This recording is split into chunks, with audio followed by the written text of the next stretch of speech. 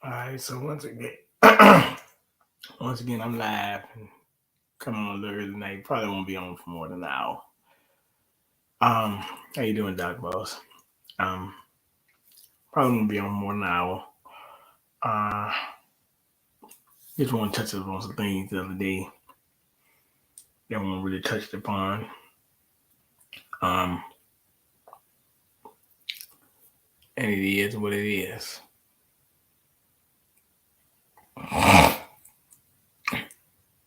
But it is what it is, and it is what's not.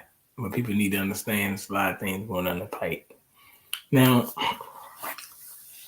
the other night I ended up with, I think, Joe Smith or something like that. I don't usually get into the clown shows so much, but been a lot going on with this guy from Def Jam, whatever his name is. I call him Lion Cohen or Liar Cohen, as they say. Been talking about anti-Semitism in hip hop. Now there was a new thing that said anti-Semitism in hip hop in the entertainment industry. And it talks about 50 years of hip hop, prominent Jews such as Doja Cat and so forth and like. Didn't know anything about Doja Cat and that. I'm sorry, I didn't know it. Right. Drake, so forth and the like. Right. Excuse me. How you doing, sir? But nevertheless, that's where it is. That's where we find ourselves at. That's what they're talking about. Right. And I've been just all year long. I mean,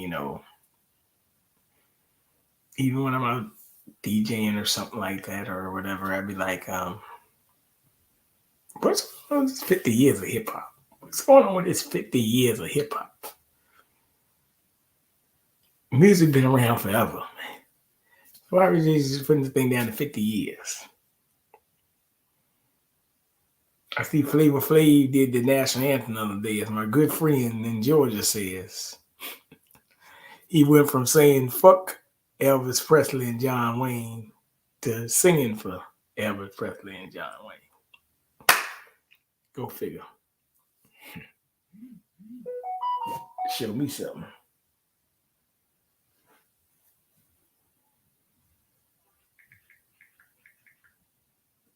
But that's just the way it is. That's my buddy Chak who about to come on and say, jump in for some Cracker Jacks, as they would say.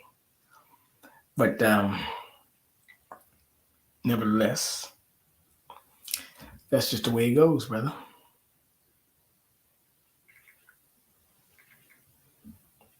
Hey, how you doing, Felicia?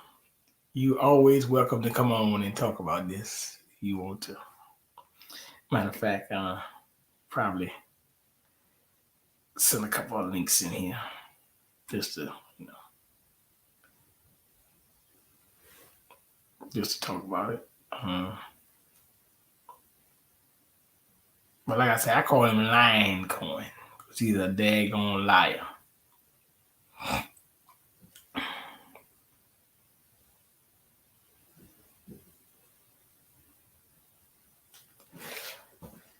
But nevertheless, let's play the clown show.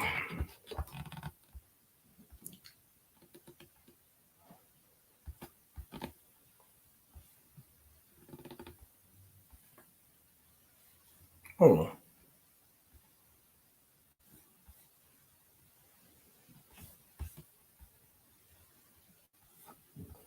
Ah, there he is. There he is. Lion Cohen.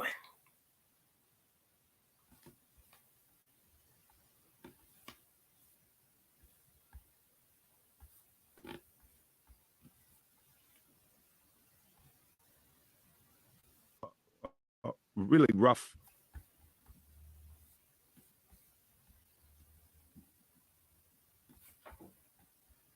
Particularly on women. But I think it helped change the course of the crack epidemic. I don't know what's this opioid thing, man. Well, being a crackhead wasn't cool back then. Being a crackhead wasn't cool.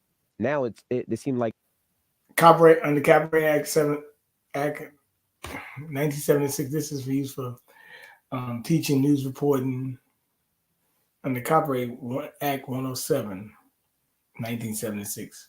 This video is for news reporting, teaching, scholarship, research, education. This is by no means to infringe. Like they're making it cool to be drinking lean and syrup, and it's the most dangerous. It's the most and dangerous thing that's facing our society. Are you so why sign an artist that would promote that? Because I already answered that question. You weren't paying attention. She asked me talent or issues, and I said talent.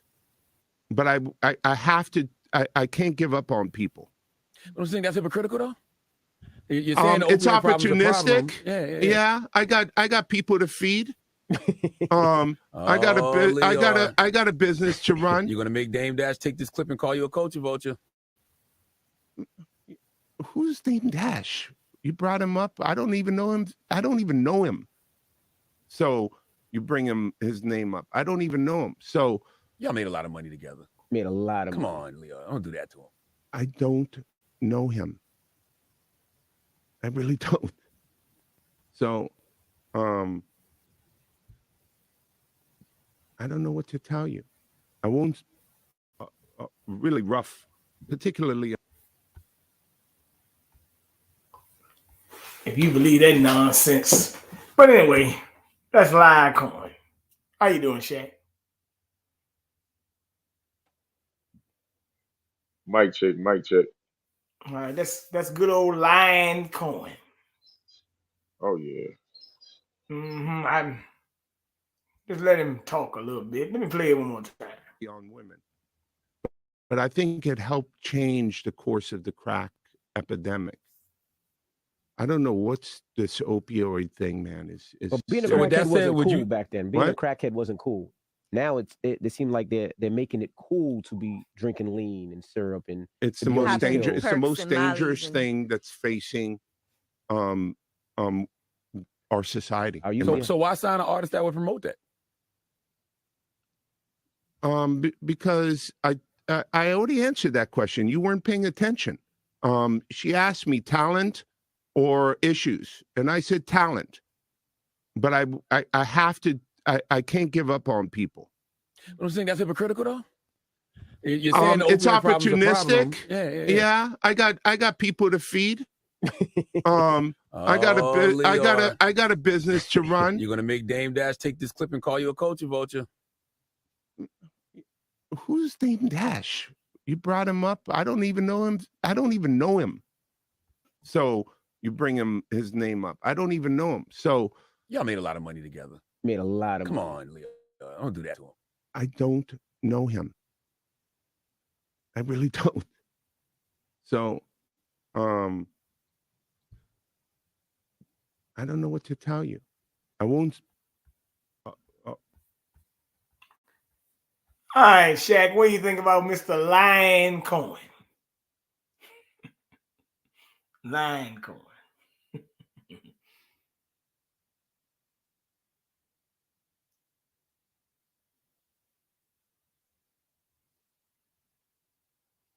Whoa.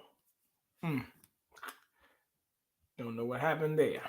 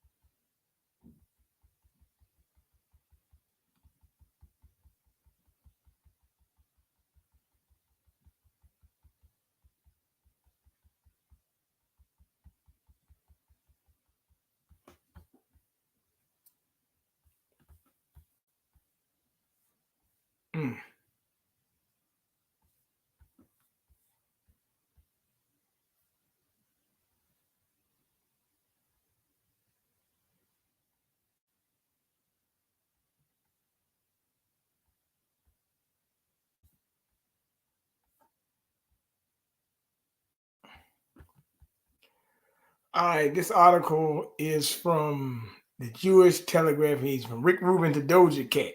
Jews have helped shape the first 50 years of hip hop. As you can see that article right there.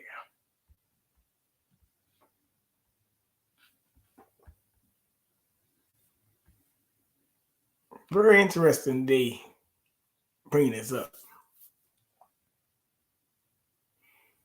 So they putting their stamp on everything. Rubber stamping, triple stamping, and it's just interesting how this is going. Chak, where you at? Yo, what's up, man?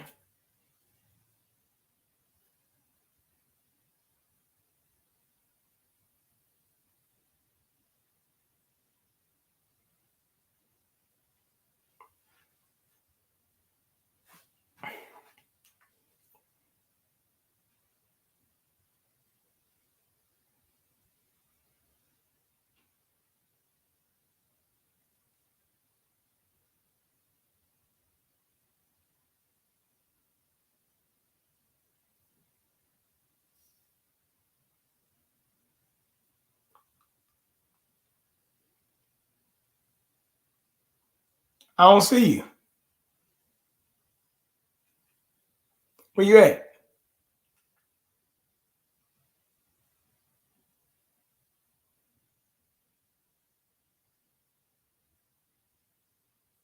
Well, come back into the room because you say you own, but I don't see your thing though.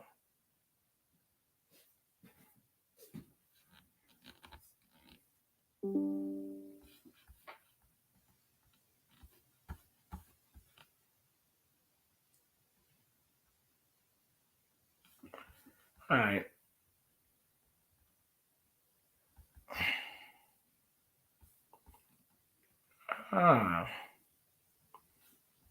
There you go, Doja Cat, Russell Simmons. You see it?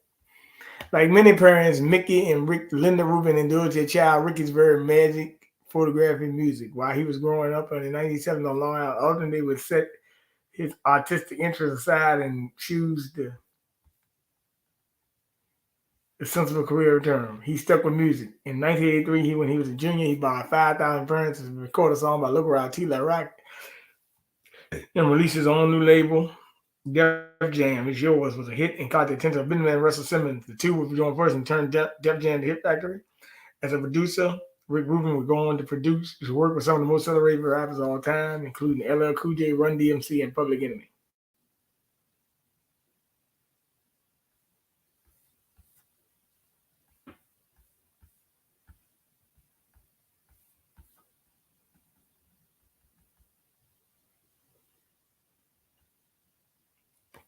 He certainly was not one of the only white guys, but one of the only white Jews making the rap records until Mike D. Diamond, Adam MC Yacht, and Adam Horowitz, better known as the Beastie Boys' personal scene. Rick Rubin produced and released the group album Licensed to Ill, which became the first rap album to reach #1 on the Billboard 200 chart. You want to talk about a Jewish contributor, it'd be Rick, said Don Chalmers.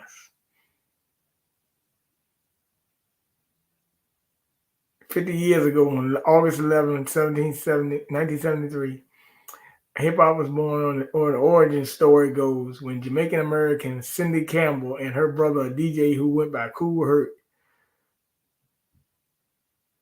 hosted a back-to-school dance party in the recreational Bronx apartment building. His earlier rappers and Mr. Street Blues by most industry gatekeepers. It would take 6 years out of their Bronx party for a rap record to get airplay on pop radio, Sugar Hill Gang Rapper's Delight.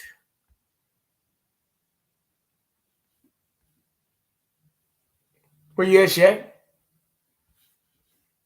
Fast forward, hip hop is not ubiquitous, not just on Spotify and TikTok, just across pop culture, but across pop from television to fashion. Over the last 5 decades, many Jewish rappers and different rappers and nationalities have left their mark on hip hop, from Doja Cat, Drake, Mac Miller, Nissan Black to names in the early 2000s, religiously observant artists as Willa Matazivi, Yahoo, called a nipple rap infused with Jewish rhythm and spirituality. Known rappers who make jewelry days and buy kosher deals. Lick a Little Dicky, BLM kosher, BLP kosher.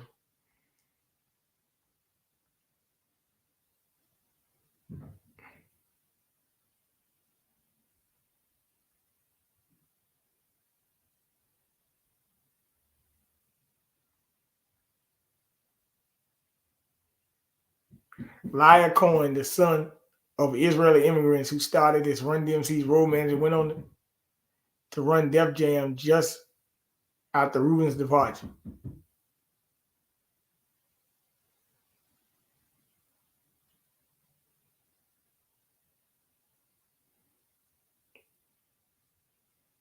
Def Jam's one-time director who helped Public Enemy weather anti-Semitism in the country.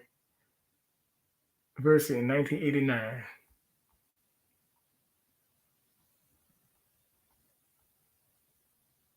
Beyond the Boardroom, Jews have played a significant role in hip-hop's talent, and also among the best known are Jerry Heller, NWA, Paul Rosenberg, Eminem, as well as Jewish rappers Akin Brunson, The Alchemist, Leah Stamberg, Tupac Shakur, Earl Sweatshot, and Todd Moskowitz, Gucci Mane.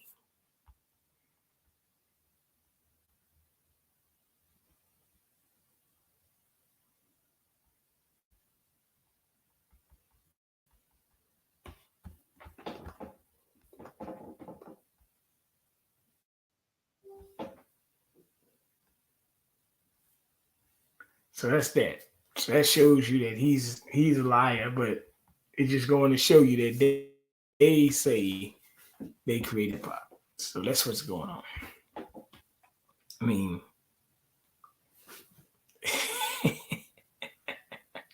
but he said he doesn't know Dame Dash, but that guy worked with Rockefeller in him, man.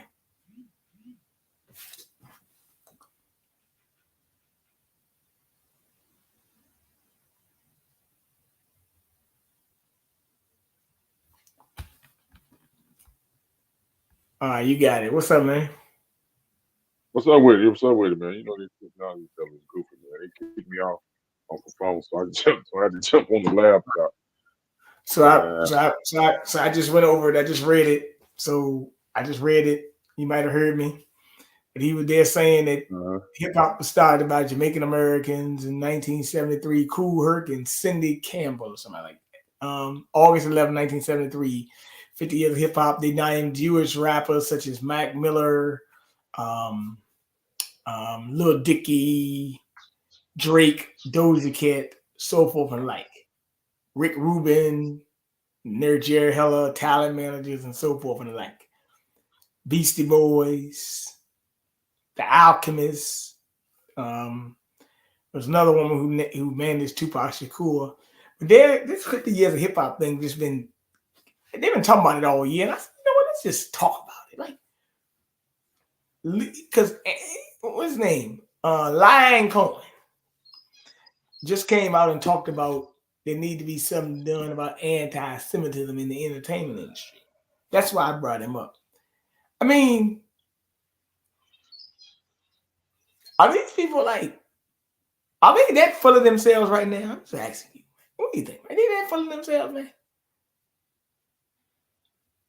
Can you hear me? I can hear you. Hey, man. And that article, you just brought up they brought up all them Jewish rappers and stuff, which is pathetic because it's weird. Jewish artists and stuff. So you already see what they trying to scope the crap so-called hip hop is about. You know what I'm saying? All right, here go another one. But it's a parasite. They turned into some parasite stuff, man. As we know, with a lot of inventions, American inventions, like I said, we see who eventually get behind it. And like Ye said a year ago around this time, traumatizing, and monetizing, man. So we got a lot of things that we, traumatize ourselves with, but seem like other cultures are monetizing on our trauma and pain, and that's what it comes down to. We talk about the drug usage, the so-called gang violence, the violent crimes being committed, and they've been displayed into the music. I mean, we know there was a that's happening outside of hip hop and any other music is happening in the world, but for you to fund it and highlight it and put a spotlight on it and not to help clean it up, but to more give it more validity and like an advertisement for and coercion, like, hey, this is what we reward, like rewarding for that type of behavior and mentality. Because it happened, it was happening before hip hop and any other music, but we can see when to a certain extent, certain cultural people came into this country, bring things like drugs, illegal drugs, guns, and the criminal underbelly, Hmm. And we see they interjected into our culture, man. They monetizing on it, man. We can blame them. They funding it and they capitalizing on it, but we also are participating because our artists are the one that's signing the contract and they're participating. So, you know what I'm saying? Well, let me bring this up too. They say DJ Khaled's a bitch. Uh-huh. They say his vile profile sounds similar among Amir rappers on Middle East conflict. So they're saying that DJ Khaled has got critical in the DJ Vlad, who said Khaled's bro should be more powerful. He's not making a stance on the Israeli-Palestine conflict, and DJ Khaled, the Palestinian. So him and Drake have been criticized for not talking about what's going on in Palestine. There was a sign out here that said DJ Khaled's a bitch. So, I mean, they're saying that DJ Khaled's voice could be more powerful. That's very interesting. But nevertheless, let's point it out there going. All right. I'm not gonna be on this all day. I'm gonna be on here for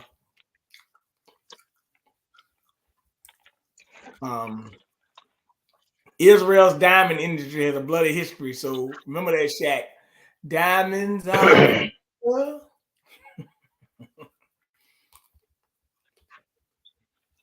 mm-hmm. Just remember that. Try and find this article. Oh, there he is.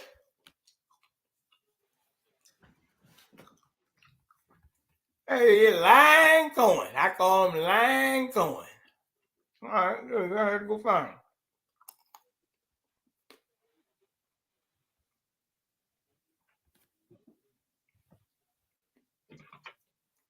This is from Variety.com, Shaq. We need to be better listeners. Shout out to Mr. Darren Muhammad for posting this too. But live Cohen on anti-Semitism in the entertainment business. Ah, there he is, Shaq. Line Cohen. He's 64 years old. Line Cohen.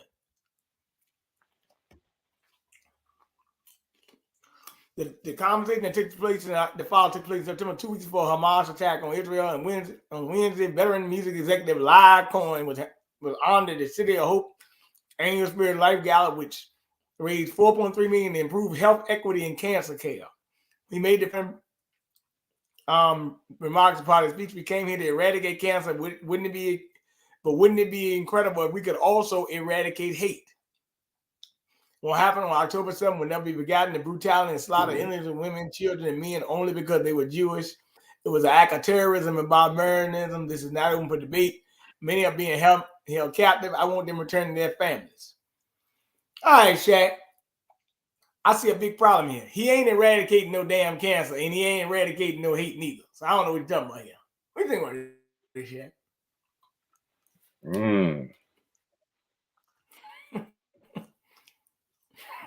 These people, man, they ain't. Back in the day, it used to be overt, or covert. They overt. It's that they, like he said, he spoke so boldly and so freely in that interview. All right. A lot of these motherfuckers come out speaking, man. They open with it now. They tell you what it is. Hey, before they were so slippery and tricky with it. I'm gonna read. You know, I'm gonna read 2 paragraphs of this thing. If you hear anything you don't like, let me know. Now in his 4th debut in the music, Lion Corner won the top executive of the era, working as an artist manager, label chief, and since 2016, head of music for YouTube. He began his career in 1984 at the bottom of the ladder. Russell Simmons' Russian Entertainment was soon working closely or co-managing Run DMC, the Beastie Boys, Public Enemy, and others. He also set a new precedent by turning Run DMC his love for Adidas sneakers into a lucrative endorsement deal. He went on to lead Def Jam Records and Warner Music Group before co-founding 300 Entertainment in 2012, Young Thug, Megan Thee Stallion, and Gunna, which he continued to co-own after leaving for YouTube. 300 was sold to Warner in 2021 for some $400 million. Renowned for his hard-charged, off-brand approach, Cohen has taken a far more conciliatory demeanor at YouTube and has played a major role in transforming the streaming giant's previously continuous relationship with the music business into a positive and collaborative one. He is the son of Israeli immigrants. He says a proud Jewish man. He's 6'5" and possessed of a large personality. Not someone most people would choose to talk with, let alone his background. He's one of the top go-getters of Riot's recent Hip Hop 50 list of the greatest all-time executives in general. Yet even he has counted anti-Semitism during his life and career, including from 2 prominent artists he worked with. Professor Griff, Richard Griffin, a Mother and Public Enemy, made a series of anti-Semitic comments in the late 1980s, which he later disavowed, saying the conversation with Cohen helped him to find a new perspective. And of course, former Def Jam artist Kanye West even made more deeply racist statements in 2022. All right. What do you think about this, Chak? Mm-hmm. Kind of interesting, ain't it, Chak? Yeah, man. What do you think about that, Chak? Even Kanye West, who they said him and Lion Cohen were close one time, now they being anti-Semitic.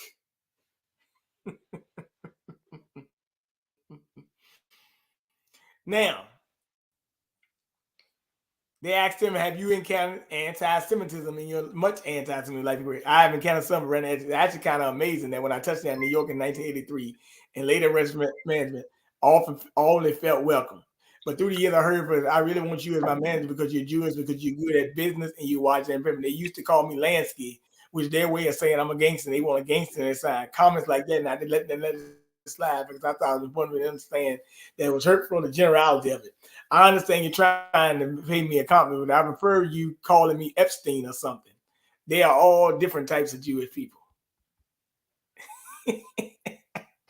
Damn. In terms of numbers alone, Black people and Jewish people suffer more persecution than other races in history.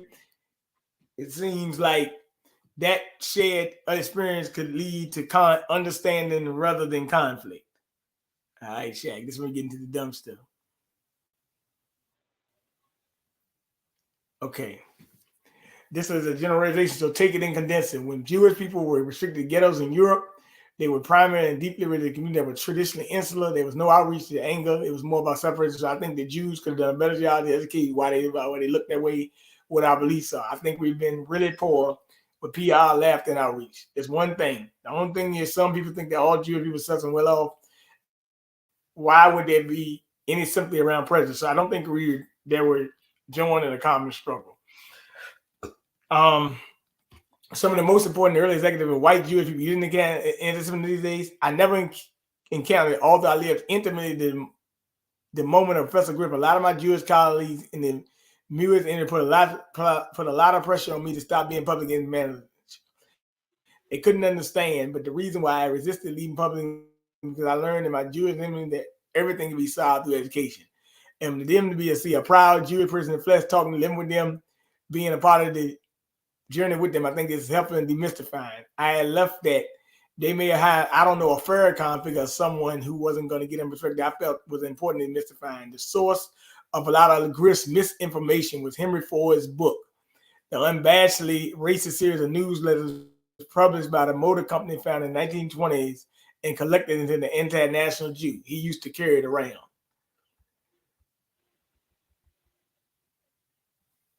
So,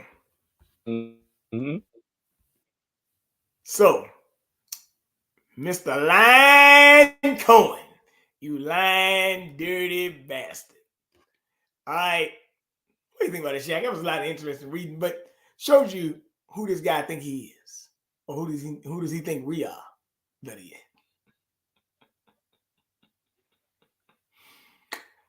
Wow. Okay. Very interesting. Okay. Yeah. That was interesting. Hollywood actors have ended their strike due to a tentative agreement. Let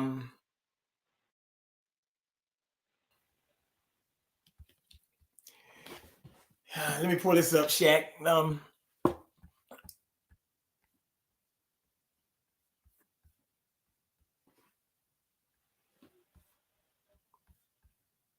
I can get this off the Gateway Pundit. I'm just giving y'all something to read. DOJ announces arrest in high-end brothel network used by elected officials, military doctors, military officers, doctors, and more. So the DOJ came up in Eastern Virginia and Greater Boston. Commercial sex buys allegedly included elected officials, high-tech and pharmaceutical executive, doctors, military, government contractors that possess security clearance, professors, attorneys, scientists, and accountants, among the U.S. Office, a district of Massachusetts said. So that go to show you, if you didn't think your government was involved in brothels, that go to show you that they are. So just that go to show you they are involved.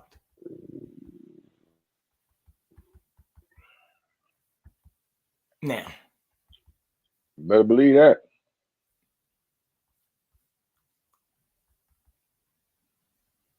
Who all we got on here? I see Frank. What up, Frank? Shout out Vaughn to Frank. Vaughn Wafer says they ordered a gay porno and then walked out. Vaughn Wafer on the weighted situation he encountered in the NBA. Boy. Crazy stuff. Wow. What you think about that? I think it's weird. Another headline I want to bring up. Y'all can look this up. The new FBI headquarters will be in Greenbelt, Maryland. So that's where the new FBI headquarters is going to be, in Greenbelt, Maryland, for people who live in Maryland. So they moved the headquarters.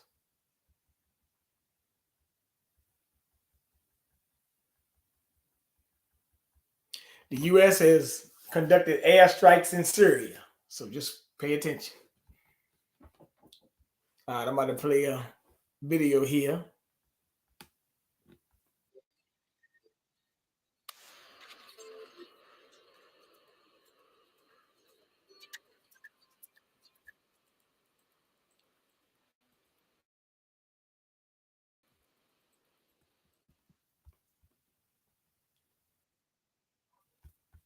All right, Shaq, you said it right in the chat. The greed people.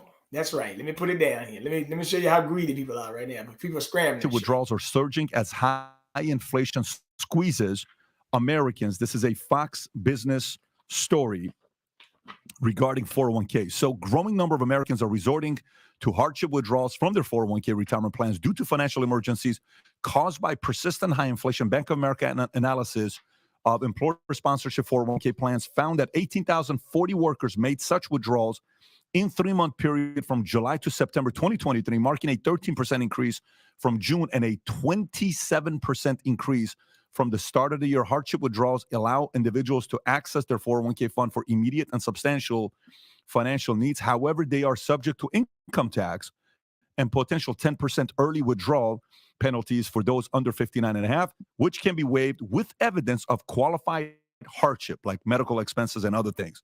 On average, Americans are withdrawing approximately $5,070, similar to previous quarters. Tom, thoughts on the story? Well, I think there's a bunch of things coming together. We talked about credit cards in America had hit $1 trillion over the last 150 days. They went from 400 to 500 billion back to $1 trillion as Americans spent through the summer and spent on that. And now we're seeing people pull out. We are seeing in the credit card data that people were putting groceries and people were putting permanent household expenses, meaning gasoline, electricity ends up on your credit card, not paid off at the end of the month. That's now permanent debt. And it's supposed to be a monthly thing where you use your credit card and you get the points because you pay it off. So that's not happening. So this is showing the inflation effect on America and is showing the expense of living. And one more thing came up, HELOCs, home equity line of credits, they popped up. Third quarter was the largest increase in HELOCs in 10 years. You know what this means? Okay, so only one word I think about. Inflation? Well, for sure, but it's not that. When you tap into your 401k, when you're tapping into your HELOCs, okay, those two things you do when it's desperation. Yep. It's desperation. You only tap into those things when it's desperation. There's nothing that makes sense to tap into your 401k, to have to pay all those fees and fines and taxes now and not wait for it because it's a long-term investment plan that you're setting aside. And typically, a sign of this is telling you what's to come next. We've been consulting 3 different transportation companies. One of them is down 70%, okay, from $1 billion to $300 million. Jeez. Did you hear what I said? From $1 billion to $300 million. Wow. So think about this. Why would somebody be from that number to that low of a number? 70% drop. Across the industry, that's happening. Why are people not moving products? Why are people not transporting stuff? Why not? They don't have money. What's going on the back end? Weird. But we're not feeling that right now. You're not feeling it right now in stores. You're not feeling it right now what's going on with. So do they know something we don't know, right? Do they know what's about to happen? Like imagine you're in a room and you're the CFO of a company that's about to go public in 4 months, okay? You and 20 other people in that room, guess what you're signing? An NDA. You can't tell your wife. You can't tell anybody that you're about to go public because that's what? Insider information, right? So there is 20 people that know that, and then all of a sudden, boom, XYZ just announced they're going public with Morgan Stanley or Goldman Sachs or JP Morgan, whatever it may be, right? Now it's public information. All right. Hey, do you want to put money into this now? Some people are starting to call to raise some money, blah, blah, blah, blah. Great. When you know something's going on like that in the industry, you have insider information about what's to happen to the economy in the next 3 to 6 months. That's the concern. When you're looking at transportation, 401k, HELOCs, these are all desperation. Yeah, you hit the nail on the head with the desperation thing. There's a famous hit the nail on the head. Hit the nail on the head. I mean, when you hit it spot on, you got to do it. Hit it, Adam. Hit it. Here's the deal. There's a famous phrase that says, when you're broke, you're desperate. When you're desperate, you're stupid. And I would argue that taking money out of your 401k is a very stupid financial move. Why? So the whole premise of a 401k is a retirement plan. You're familiar with the 3-legged stool of retirement? So there's something that I learned when I started studying finance and insurance investments. 3-legged stool of retirement is as follows. So you have Social Security that if you pay into it, you get that. What does that pay at most? $2,000 a month. So right now I think there was like a 8% increase in Social Security because of inflation. All right, that's not how you're going to get by. There's pensions, right? So how many people do you know that actually have pensions, right? Police, firemen, teachers, professional athletes. I think less than 20% of Americans have pensions, and it's probably closer to 10% these days. Tom, you can probably fact check me on that. But the third thing on the 3-legged stool of retirement is your personal savings, whether that's cash, whether that's investments, and certainly your 401k. Look, I just did a whole episode on Sozcast yesterday that only 50% of Americans are actually invested in the stock market. So if you think you're just going to save your way to retirement or save your way to become a millionaire, you have another thing coming. You actually have to invest, and you actually have to use the power of compound interest to have your money grow. It's how I became a millionaire, just by pumping money in year in and year out. What's the maximum 401k contribution at this point? About 20 grand a year. So when you're doing that, your money grows and grows and grows. But when you take money out, so what's the average money they're taking out right now? About 5 grand. Again, when you're broke, you're desperate, you're stupid. You're making a stupid decision. Why? Because you're getting double taxed. So probably even triple tax. Number one, you're paying the income tax. So what's the rate on that? 20%, give or take, depending on your income levels. Number two, you have to pay a 10% withdrawal fee. Okay. And then number 3, you're not getting the advantages of compound interest after the day. Look, there's 2 ways to look at the money. There's short term, keep it in cash, save that money. long-term investing, whether it's Roth IRA, whether ETFs, whatever it is, don't touch that money. Like as the Bitcoiners always say, hodl or hold that, save that money and don't pump your money. But Adam, what about these people though that they have, like Pat said, they're desperate. They have nothing else to turn to. They're not going to ask somebody for money. They have to dip into it, which goes to my question, Pat. That growing number of Americans, that 27% increase, how much of those people you think is going to affect their vote come this election? I don't know. How many? I don't know if a 401k. But here's another thing: is when you're pulling the money out, Vinny, are you selling at the bottom of the market anyway? Yeah, right. We're gonna say, Tom. You know what? I think Vinny's question? onto something. If you're desperate and you're looking for $5,000 a month, you're not thinking Not about $5,000 a month, just $5,000. Well, period. $5,000. Take it out. Yeah. But to everybody's point here, I mean, we're hitting the same point, going kind of around like a. We're that nail on the head. No. It's kind of like a merry-go-round. We're going around. Pat's point was, people are desperate, and these are all absolute clear signs that the American citizen is desperate at this moment. And no one's thinking top of the market, bottom of the market, although they should be. They should be getting some good financial advice from somebody, but they're not applying that right now because they can't apply that right now. So if you like this clip and you want to watch another one, click right here. And if you want to watch the entire podcast, click right here.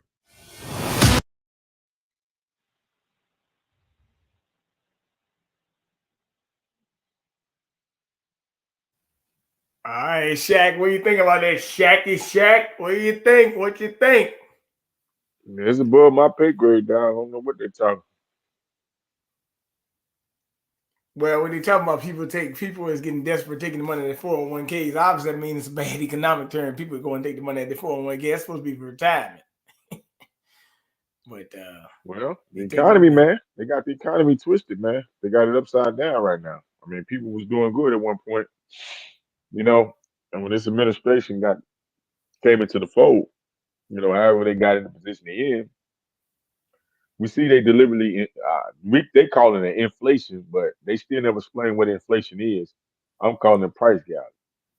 Ever since this pandemic, they letting these companies and corporations, man, just price gouge the heck out of the taxpayer people, man. Our company's running them up. No, they running them up.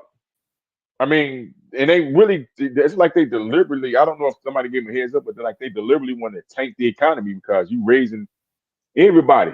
And they can't give you an itemized breakdown on why the prices are high. All they're gonna say is inflation. This is just regular people at the store, merchants. You know, I've been to a couple of stores. I said, man, it's high, man. Well, you know, it's a bag of chips, a regular grab bag of chips at the regular corner store was like maybe $1.49, $1.89. That still was too high back then, before the pandemic. Since the pandemic, them chips is $2.49 for a regular grab bag of potato chips, yo.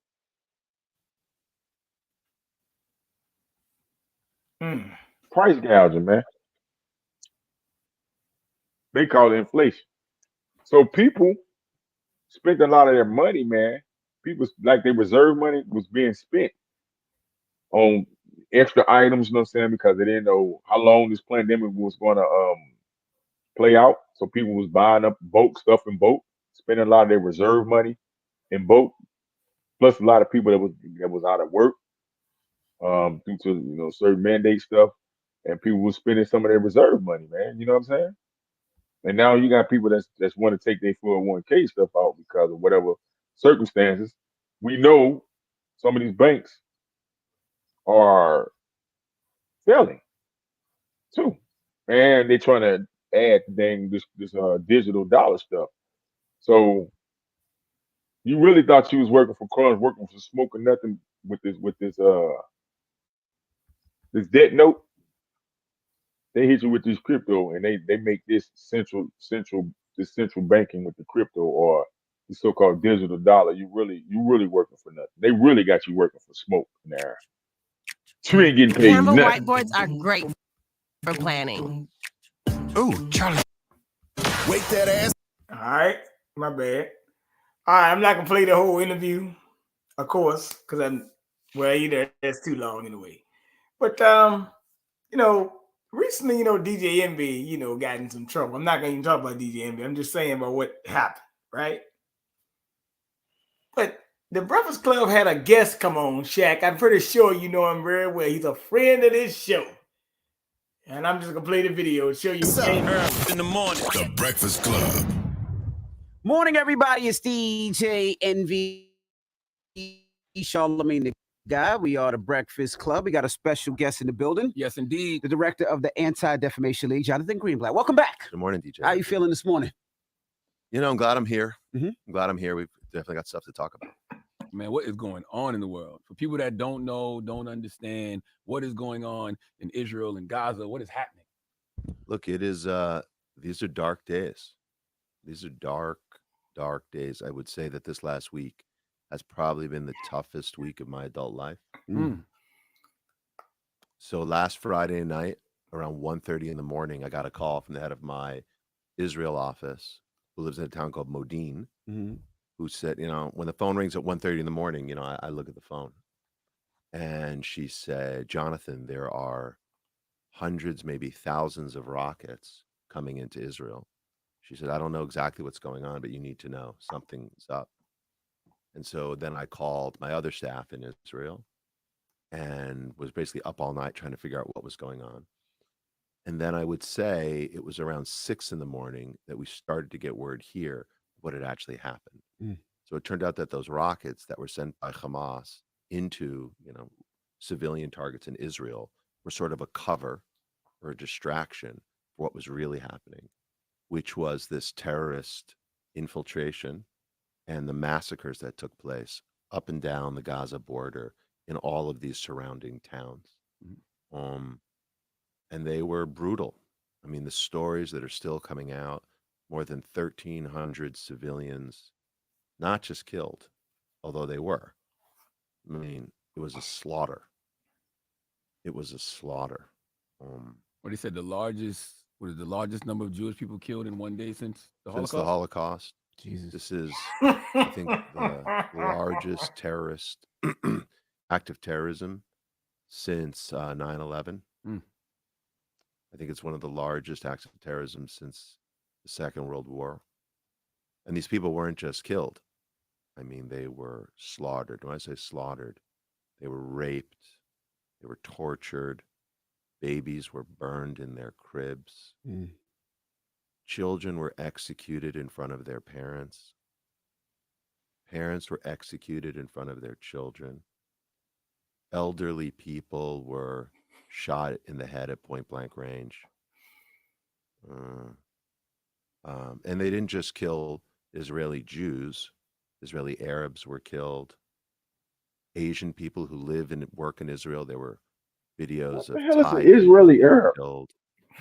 I saw a video of one man being bloodied, he'd been brutalized, being beheaded with a shovel. All right, man. Yeah, you got to pause there for a little bit. That's heavy. What the hell is that Israeli Arab? Come on, man. Jew? What's an Israeli Jew? Huh? Are there any Israeli Christians over there? Hey, Chak, you gotta give this guy some credit, man. He is a character, ain't he, man? Wow. Hey, Chak, let me ask you a question, man. When you was a kid, how many times did you get to cry wolf? Boy. Maybe 3 times before the jig is up. Huh? I say maybe 3 times. Maybe 3 times. How many times he getting? Boy, it's like he got unlimited. Now we got a Connect 4 card. He got the Connect 4. He got the Uno Wild card in his back pocket. He carry everywhere he go. Jermaine, eh? Boy, damn. But you realize that while I was suspended, he was on the Breakfast Club. He's been here. He's been there. He's been everywhere. Now, somebody call you at 1:30 in the morning. Why your ass ain't sleep, man?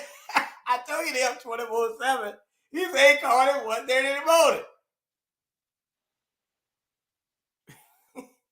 From his Israeli office. So wait a minute. You got an Israeli office too? What about that ADL office in New York. Huh? Because he told you they were outside his office one day.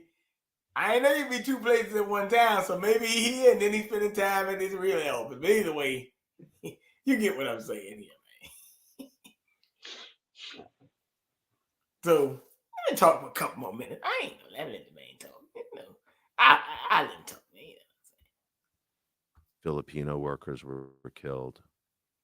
A lot of people died at this music festival. It was a music festival, a peace festival. And these men came in on like mechanized hang gliders of some sort with automatic weapons and gunned down approximately 260 young people. These are boys and girls and teenagers, shot them in the back. Some of the people who'd come in on land were dressed as Israeli medics. They were in like uniforms, you know? And they were in the parking lot, apparently. They stationed themselves in the parking lot. These men flew in. And as I understand, the concert goers who filmed it on their phones, because these people were coming in, they thought it was part of the show. It's like a rave. Mm-hmm. They shot them, shot at them, and the people ran. And they ran to the parking lot. And there were medics there who they thought came in to help. And then the medics took out their guns because they were actually these terrorists and killed them all. They burned people alive in their cars. And of course, the people that they didn't kill, that they didn't maim, that they didn't mutilate, they raped a lot of the women before they killed them. There were stories about women who were shot in the legs so they couldn't run and then raped. Some of them were killed, but a number of them and others were then seized and brought into Gaza. And so we know this because we have the footage. This is the thing. We have the footage of all of this because these people gleefully videoed it on their phones.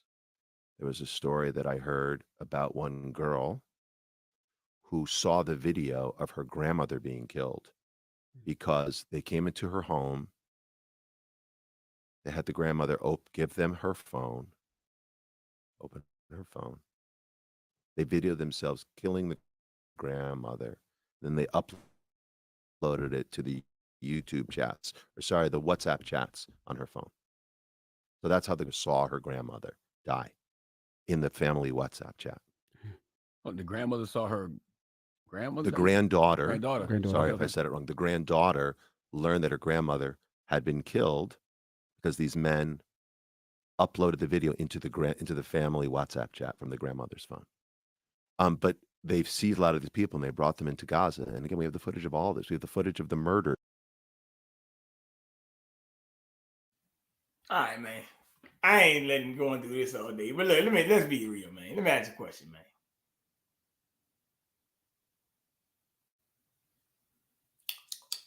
He said he got all this footage. Why he don't ever show us?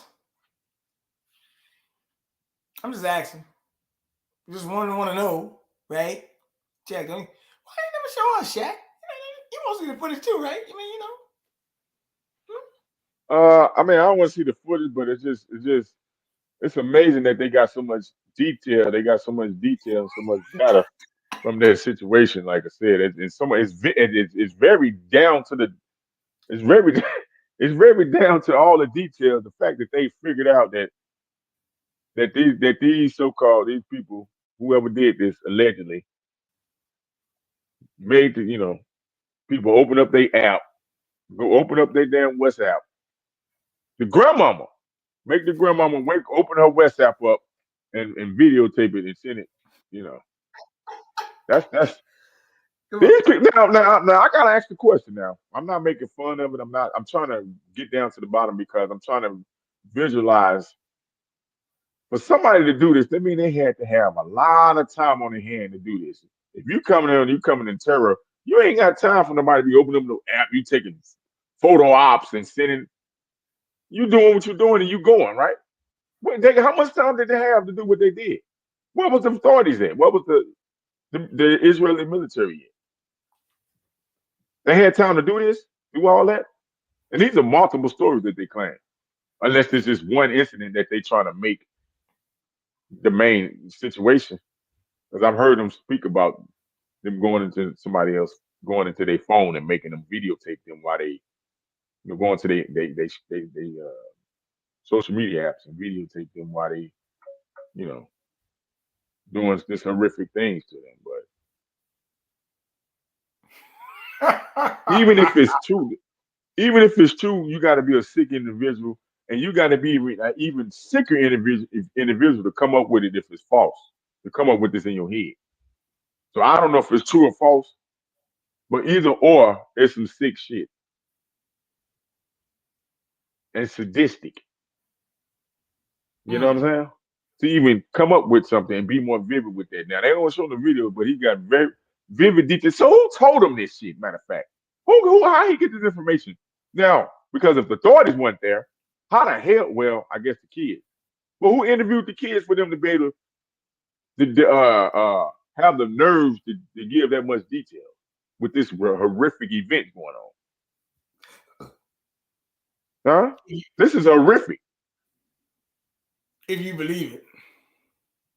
Think about it. Who gave him this intel?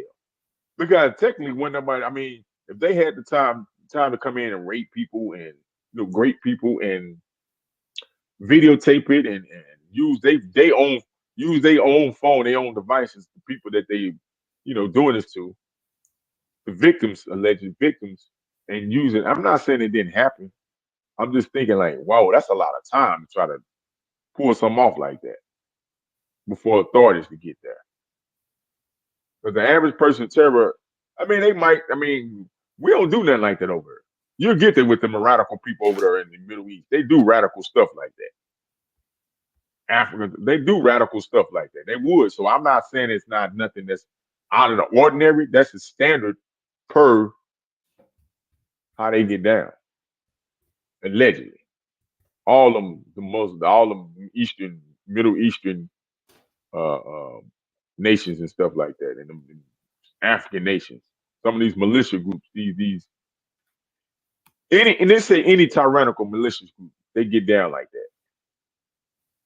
But my question would be to him: who told him? Who delayed that information? Detailed information. That's very detailed information, Bernard. That's like nothing like saying, "Hey, well, somebody kicked the door in, and we see evidence of bruises on the face, bruises on their body. We did a rape test kit, and we did the evidence show that they was, also was assaulted sexually." No, this is vivid. This is like he telling the story like he was there. I'm talking about with no breaks, no cuts, no tears in his voice, straight up telling it. Just I pay attention to a lot of stuff. Or do it live. All right. Can you see that? Look, check this out. So look, Dr. Boss, he going to Breakfast Club every year. He went on that last year for Ye. He going there every time he get in a fix. He come around every October and go on the Breakfast Club. The dad gonna get his point across. That's what's going on with that. I can already tell you what that is, Dr. Boss. But Shaq, I don't know if you heard nothing about this chemical plant explosion in Shepherd, Texas. Either one, re-rack video. Yeah, I think the you sent that link. I read it. Me personally, I don't think it's no accident as they claim, but who am I? What do I know, right? But it's a chemical plant explosion in Texas. So I'm pretty sure people will get sick, and these are chemicals being released in the air, so people around that area will get sick and possibly have some bad health effects. Could be another East Palestine situation. You talking about the Palestine over in the East. I'm talking about the one over here. East Palestine. Ohio. So, just something to pay attention to. Something to pay attention to, Shaq. I'm just letting you know that's how it goes, brother. But, I'm going to play one more clip and then I'm out of here, brother. So, We got to ask a question. We just got to ask a question. To the greed people. The greed people. My bad. The greed people. That's right. The greed people. Mm-hmm.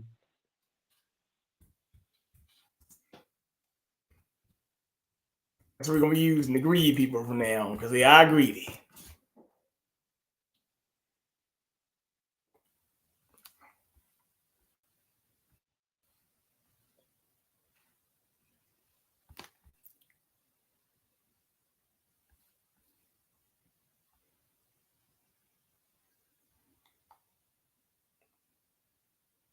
Man, I don't even want to play that one. That might be a little bit long. You know what? It may be a bit long. Well, no, I'm not gonna play it. I'm not gonna play that one. But there it is. I got it. It's right here. Yeah, I found it. War in the Middle East is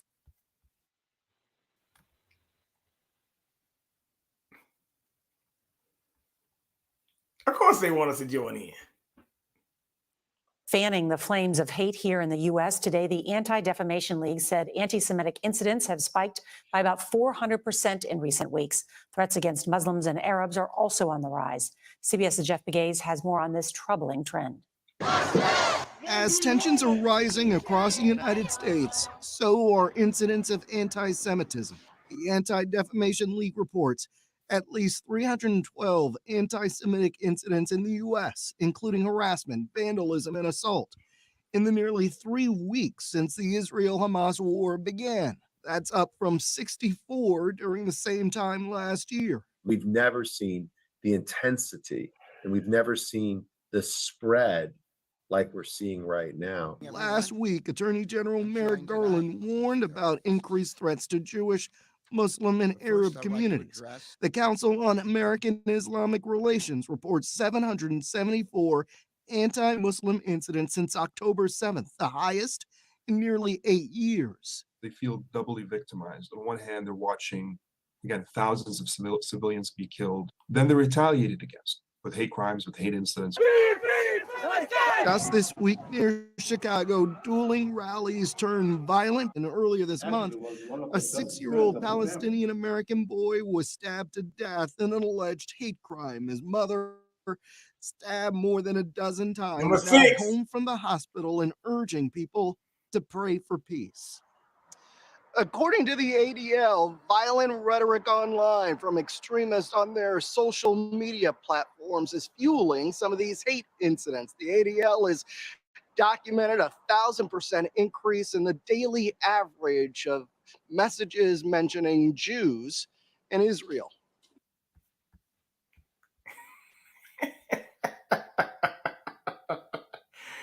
All right, Shaq, I got something to say here now. Because they pissing me off now. All right, let me bring this up. Number one, they said harassment and vandalism. Well, shit, that ain't telling me nothing. Because vandalism, what? Somebody broke in your car, wrote on your window? I don't know. You tell me what it is. But harassment, what is that? Making a call on somebody?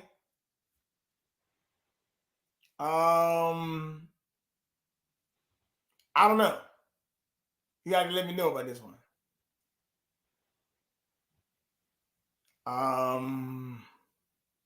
Assault is the only one I care about. Now to me, something don't seem right here anyway. They said it was more Muslims that were attacked than Jewish people. So to me, this thing is wrong. Why they bringing them up first? They said they had 312 incidents to 774.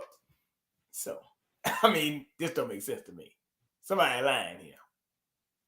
But it is what it is. But that's just me. Just pointing out the hypocrisy. That's all. That's all I'm doing. But nevertheless, it is what it is. I gotta go get some stuff done and stuff like that. But I said I'd come on for an hour because we had a good show the other night. I didn't get to get into everything because I've been banned for 2 weeks before that, but no, 3 weeks actually. But who's counting, right? But nevertheless, I know you had turned 42. So that is good to know. Shout out to Dawson who turned 41 or 42 as well, maybe even 43. But it's 43? 42, same age. Okay, cool. All right, well, one day off and shout out to Bishop. So everybody, you know, it is what it is. I mean, we just got to be aware that a lot of things going down right now, and we got to just be ready to take all these attacks in. But nevertheless, I do want y'all to, quote unquote, take your time, relax. Chak, shout out your information, brother. Oh yeah, man. Y'all can catch me on Instagram, Shaq_Edwards, and Facebook, Shaq Edwards. Yeah, tune in. I might do it live tonight. Either I'm gonna do it tonight or tomorrow, man, or over the weekend. But I've been covering the series. I've been talking about chemical annihilation, and I got a very interesting video that the late great Dick Gregory was talking about way back in the day. You know, about the different chemicals and stuff that's being put in the water and stuff like that. Been used against us that this possibly can cause a lot of the behaviors that's going on now. It's mighty funny that the behaviors that the symptoms he was talking about now, you see the behaviors and stuff, you know, it's like 1,000 times more, you know, severe, you know, with a lot of the so-called, you know, a lot of this so-called mental health and ADHD and over sexuality and this just a lot that's going on, you know, the super violence that young people and toward their family members and people in this society. So I'm gonna try to cover that, man. I'm gonna play the video. I'm gonna try to break it down and cover it, you know, on my Instagram or Facebook Live, whichever one. But, yeah, man, I sure appreciate you, man, coming on and touch some of these topics, man. You know, No highlighting problem. some of these things. No problem, man. I just, you know, like I said, there's just been a lot going on. You know, it's a lot of stuff going on. You got to cover it all at one time. I mean, I'm going to cover some more of it next week. I mean, a lot of things going on at one time. A lot of, it's be, unfortunately, I hate to say it like Greenblatt say, it's going to be bloody. But the question is, who is the blood on whose hands? What, when, where, how, and what? And you don't know what could happen. So just everybody has to be aware of what's going on right now. That's all I'm saying. Be careful, be vigilant, watch where you at, watch what you're doing. With that, peace out. Dad, gonna take your time. Thank you, Dodge Balls, Frank, for tuning in. We cover some more of these topics next couple of days. Take your time. And don't listen to no damn lying Cohen, God damn it. All right. Take your time.